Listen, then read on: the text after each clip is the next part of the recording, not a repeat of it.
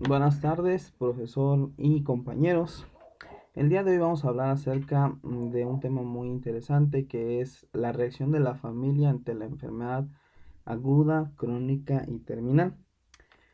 Bueno, para empezar nuestra exposición debemos de entender que cualquier enfermedad en cualquier momento y también que se presente en cualquier miembro de la familia puede generar una alteración en el funcionamiento y la composición de la misma. Esto es algo muy importante porque va a tener repercusiones para el futuro de su desarrollo y también para cada uno de los integrantes que estén inmersos en este proceso. La enfermedad se puede entender como una crisis debido a que genera desorganización y también un profundo impacto en cada uno de los miembros de dicha familia. Es importante saber que la familia debe de tener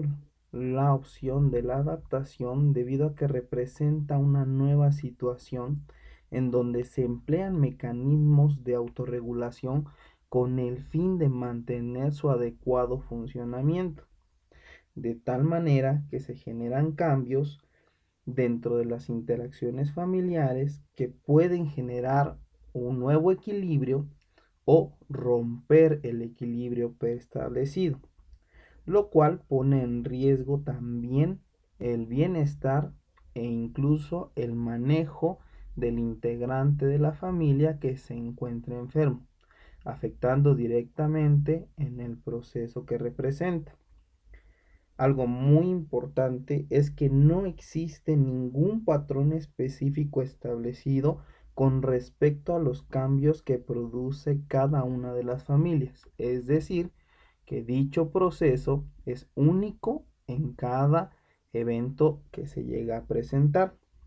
Esto es algo muy importante debido a que estos patrones no están establecidos y por lo tanto dependen de las características familiares que estén presentes al momento de la presentación de la enfermedad en la familia. Por lo cual va a ser muy importante que nosotros podamos entender las bases de estos patrones y las características que influyen para generar un impacto que en este caso se pueda considerar como correcto.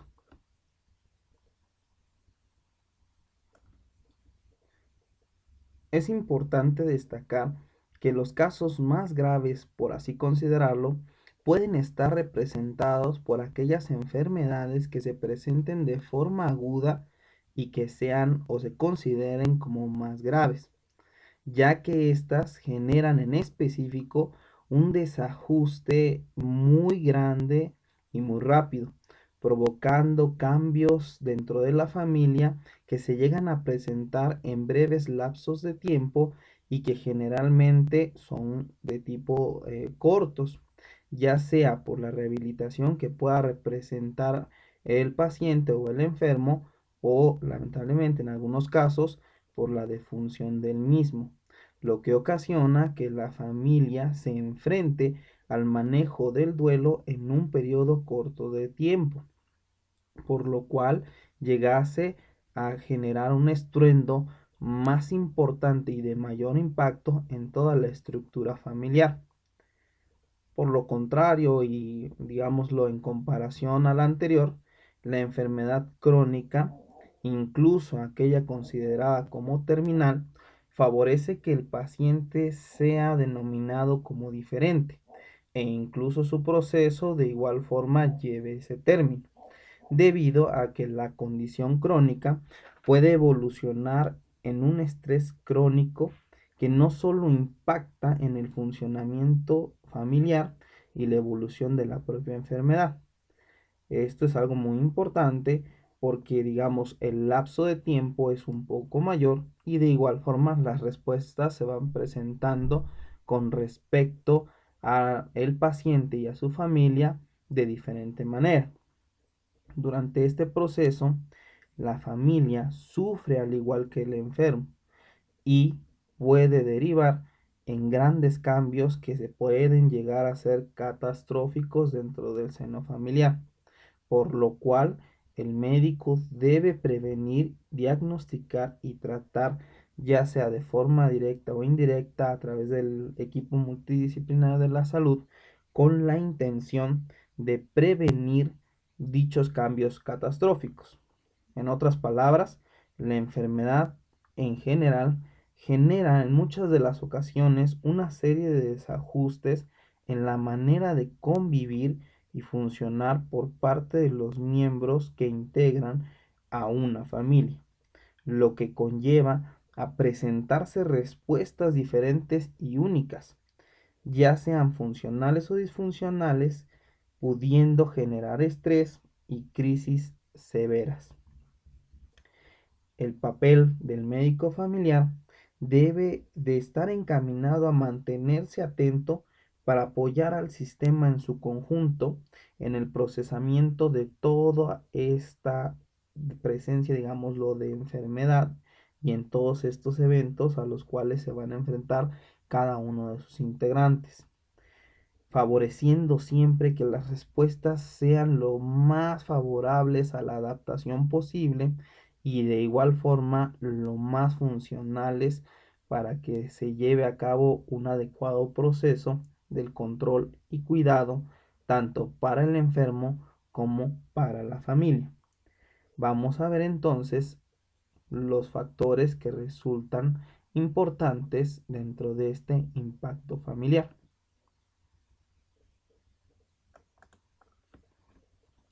El impacto familiar debe entenderse desde dos componentes importantes, los cuales van a ser el procesamiento de la enfermedad por parte de la familia y el tipo de respuesta que ésta llegue a presentar. Bien, entendiendo esto como base del impacto, podemos ver que detrás de ello existen factores de vital importancia para poder generar una reacción en cadena que nos dé como resultado una respuesta por parte de la familia. Estos factores van a ser la etapa del ciclo vital, la flexibilidad o rigidez de los roles familiares, la cultura familiar, el nivel socioeconómico y la comunicación familiar. Cada uno de ellos, como parte de un sistema complejo, van a ser van a representar una parte esencial dentro de todo el proceso que va a generar el cómo se pueda llevar a cabo la adaptación y la respuesta familiar.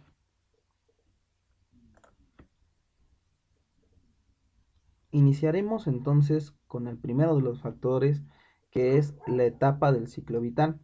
Al igual que el individuo,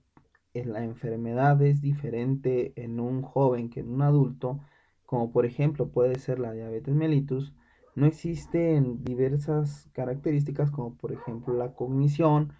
También podríamos hablar de los recursos económicos que va a presentar un joven ante esta enfermedad que un adulto.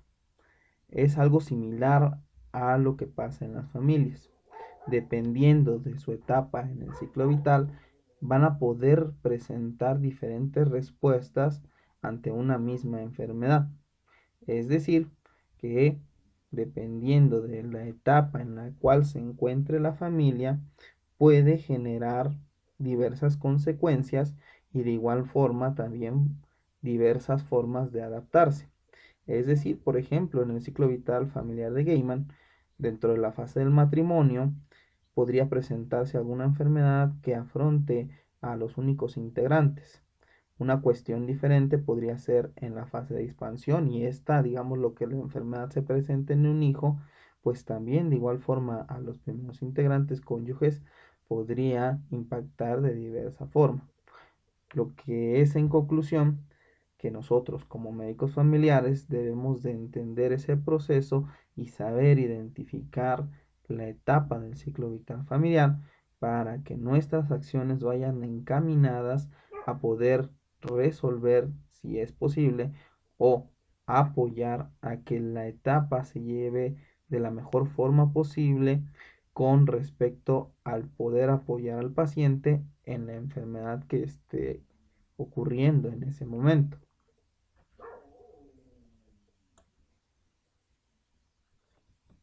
El segundo punto de los factores va a ser la flexibilidad o la rigidez de los roles familiares. Algo que pareciera muy simple es determinante dentro del proceso de la adaptación a la enfermedad, ya que se ha visto que se presenta una relación directa entre la flexibilidad que exista por parte de la familia a la diversificación de los roles y por lo tanto una mejor adaptación a los cambios que pueda representar la enfermedad. En el momento en el que aparece el proceso de enfermedad, generalmente la familia tiende a que esos roles familiares se cierren en cuanto a su distribución, pero continuando el proceso, deberían o se esperaría de la mejor forma que esto se negociara y que se llegara a una repartición de dichos roles en la cual incluso algunos de los integrantes familiares pudieran compartir diversos roles establecidos. Algo determinante dentro de esta situación va a ser el impacto que tenga la enfermedad en, por así decirlo, dos integrantes o un integrante que represente el rol de proveedor y el rol de cuidador. En este caso, el rol de proveedor está relacionado generalmente con una situación de poder, hablando en un aspecto económico, ya que es el que brinda pues los recursos, como su nombre lo indica, económicos financieros para que se lleve a cabo la dinámica familiar de mayor forma. Y el segundo rol que pudiera más afectar a la familia es aquel rol que se considera o que representa el cuidador, ya que el descuido de sus funciones de este personaje genera un impacto fundamental en la dinámica familiar. Y esto como tal, pues puede ser incluso afectar a hijos en cuanto a su estudio, cuidados y diversos elementos que pueden estar presentes. Dentro de esto es general y frecuentemente que se presenten alianzas o coaliciones en contra de uno o varios integrantes de la familia, lo cual puede generar culpas, resentimientos y temores dentro del mismo núcleo familiar. Por lo tanto, a mayor rigidez que exista entre los roles familiares, mayores dificultades puede presentar la familia debido a la crisis por enfermedad y esto impactar de una forma negativa en su dinámica, por lo cual es muy importante de igual forma entender que la enfermedad puede generar estos estragos y por lo tanto tener flexibilidad para poder repartir las tareas del hogar y de igual forma apoyar al integrante que se encuentra desvalido o enfermo.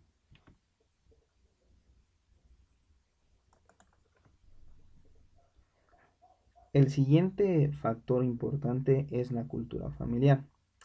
Esto es algo fundamental debido a que es relevante en el impacto de la enfermedad e incluso nosotros como médicos familiares en cómo podemos manejarla.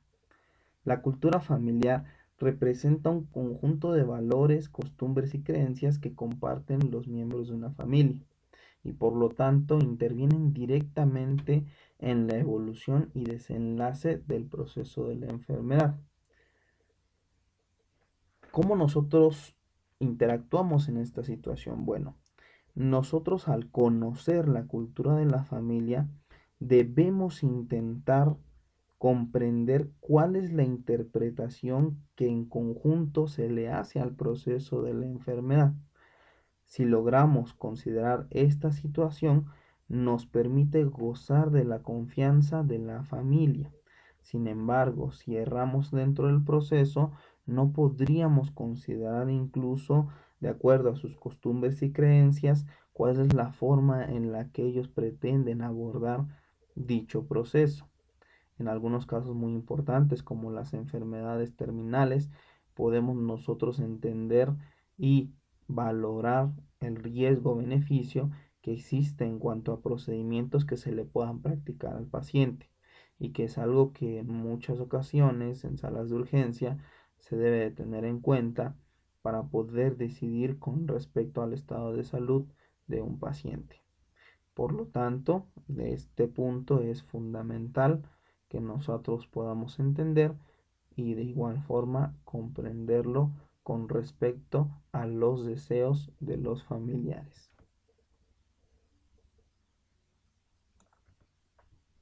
El siguiente factor a considerar es el nivel socioeconómico, y esto es algo que resulta evidente,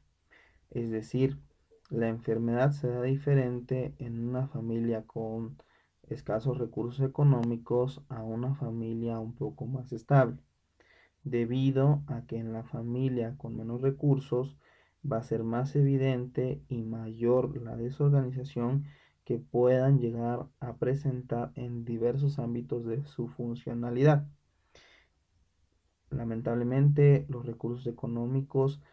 nos dan pauta a entender gastos por medicamentos, curaciones, consultas, transportes,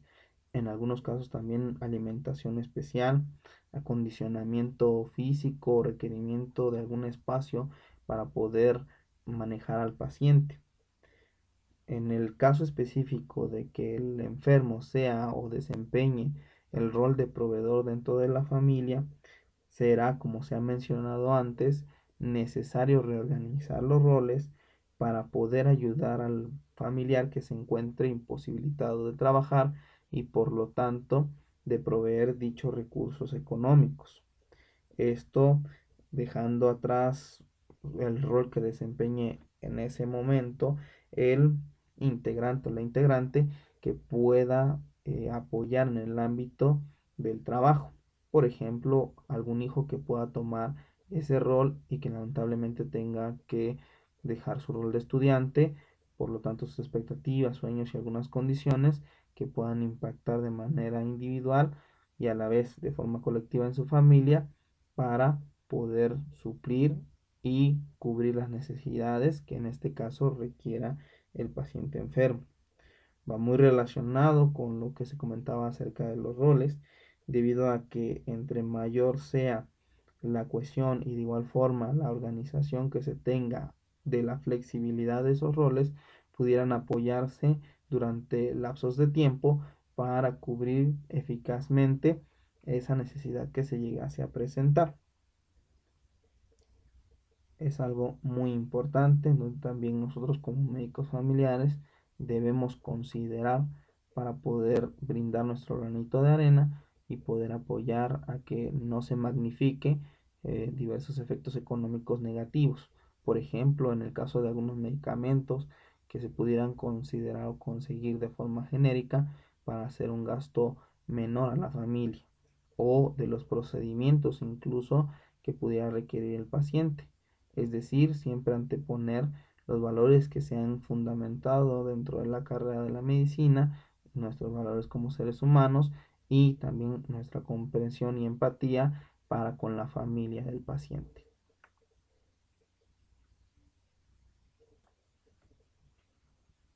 El último factor a considerar va a ser la comunicación familiar.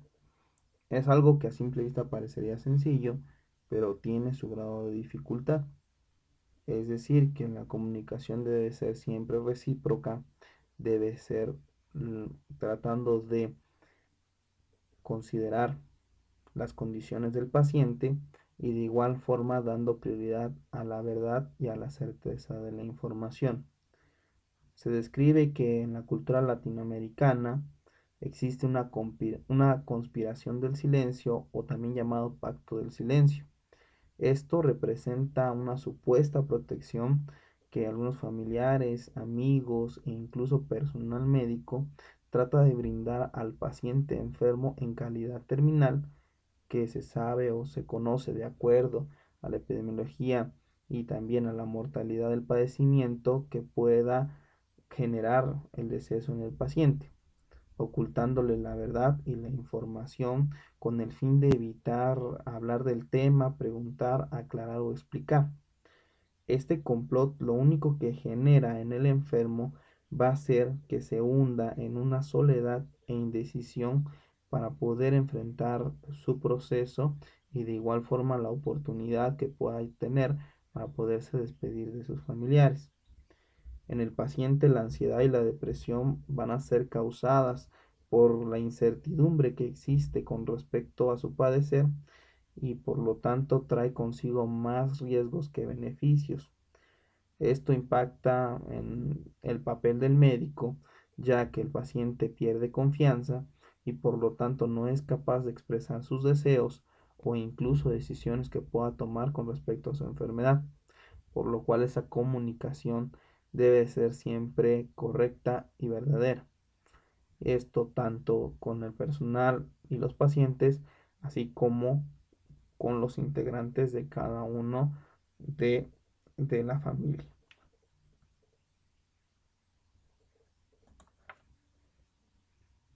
Una vez conocidos los factores, es importante destacar los tipos de respuesta familiar que van a existir en forma general o digámoslo en dos grupos importantes que van a tener diversas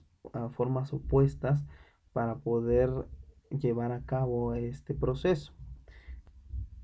Una va a ser la tendencia centrípeta, que va a estar expresada en aquellas familias en la cual su cohesión va a ser muy importante.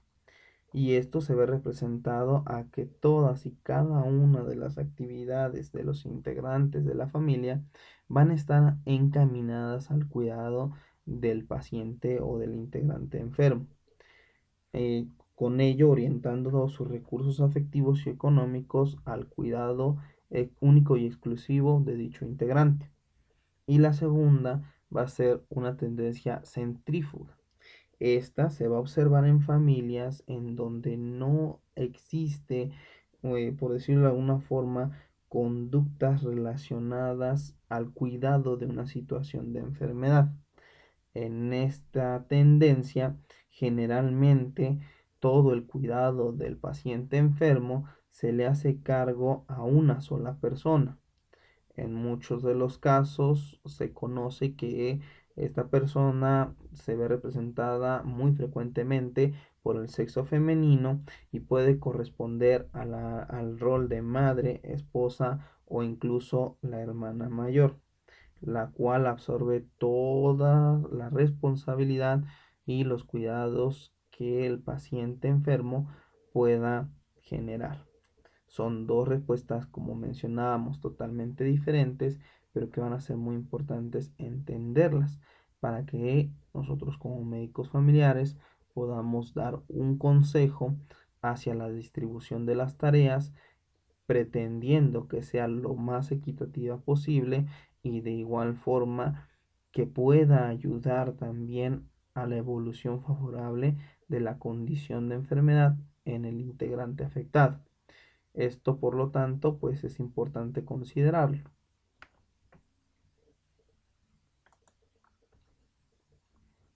La capacidad del grupo familiar para la resolución de conflictos es considerado como un factor de pronóstico del impacto que tendrá la enfermedad en el grupo. Esto es algo muy importante ya que no es lo mismo una enfermedad terminal en una familia que ha sufrido conflictos complicados en difíciles momentos a otra que ha tenido la oportunidad de reorganizarse y sobrellevar dichas condiciones,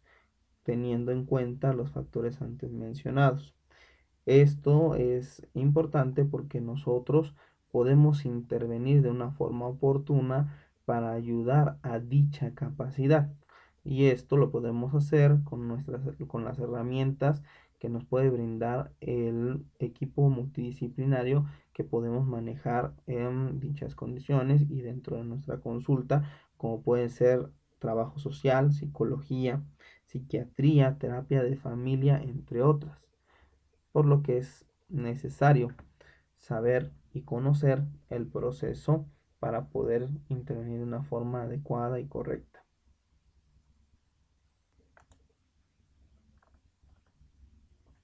Los principales síntomas familiares de desajuste por enfermedad van a ser tres: el aislamiento y el abandono, el conflicto de roles y límites y de igual forma los conflictos de pareja. Con respecto al primer punto, que es el de aislamiento y abandono, podemos observar que durante el proceso de la enfermedad, la familia busca aislarse para poder manejarla lo mejor posible desde su perspectiva. Esto limita sus relaciones sociales al momento de estar destinando el tiempo absoluto para el cuidado del enfermo. Por otra parte, la reorganización disfuncional puede hacer que el cuidado y la atención se vean afectados hacia el cuidado del enfermo y por lo tanto puedan generar alguna condición desfavorable. Lo que es importante sería mantener un equilibrio y evitar caer en este desajuste provocado por la enfermedad. Con respecto al conflicto de roles y límites, podemos mencionar que cuando la familia no negocia de forma adecuada los nuevos roles que debe de asumir cada uno de los integrantes, van a generarse conflictos de rigidez y límites que no van a estar bien establecidos en los diferentes subsistemas, por lo cual van a generar diversos problemas de adaptación y convivencia, falta de respeto, culpa, chantaje, pérdida de jerarquías, alianzas, coaliciones, entre muchos otros.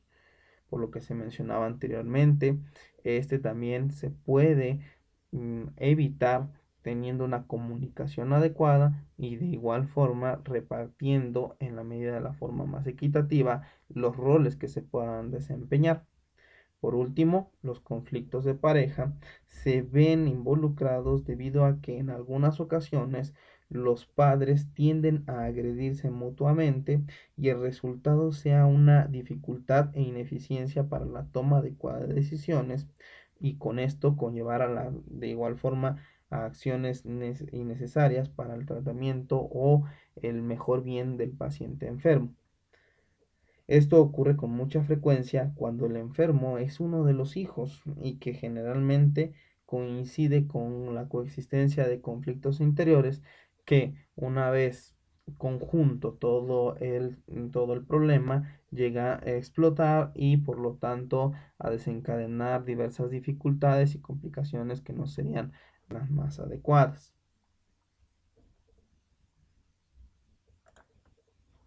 Los problemas económicos van a estar presentes en estas situaciones, debido a que en muchas de las ocasiones los familiares no escatiman en los esfuerzos de poder conseguir el máximo beneficio para su integrante desvalido o enfermo. Sin embargo, al paso del tiempo tienden cada vez más a tener dificultades para mantener los gastos ocasionados por la enfermedad. Incluso en muchos de los casos es motivo de abandono del tratamiento. Por lo tanto, como se decía anteriormente, los médicos familiares debemos ser conscientes de esto y poder apoyar a la familia en todo lo posible, en los recursos institucionales adecuados y tratar también de ser efectivo. Considerar de igual forma en pacientes terminales cuidados paliativos que puedan apoyar una correcta calidad de vida del paciente y de igual forma tener una comunicación acertada para evitar ocultar información que pueda ser determinante para la toma de decisiones. El síndrome de cuidador puede estar presente en aquellas personas a las cuales se les responsabiliza del cuidado absoluto del paciente. Esto puede generar problemas físicos como lo son osteoarticulares, dolores mecánicos crónicos, alteraciones del sueño, cefalea, astenia, dinamia. En la esfera psíquica, los síntomas que más destacan van a ser la ansiedad, la depresión, tratándose algo muy importante porque es una afección directa hacia aquella persona que está desempeñando dicho rol. Es por tanto necesario que podamos distribuir de forma adecuada las tareas y no designar únicamente a una sola persona el cuidado del paciente, sino distribuirlo entre diferentes personas que puedan brindar su atención en diferentes horarios, con diferentes situaciones y que no exista este síndrome porque genera un impacto negativo en una sola persona, pudiendo llegar a un colapso.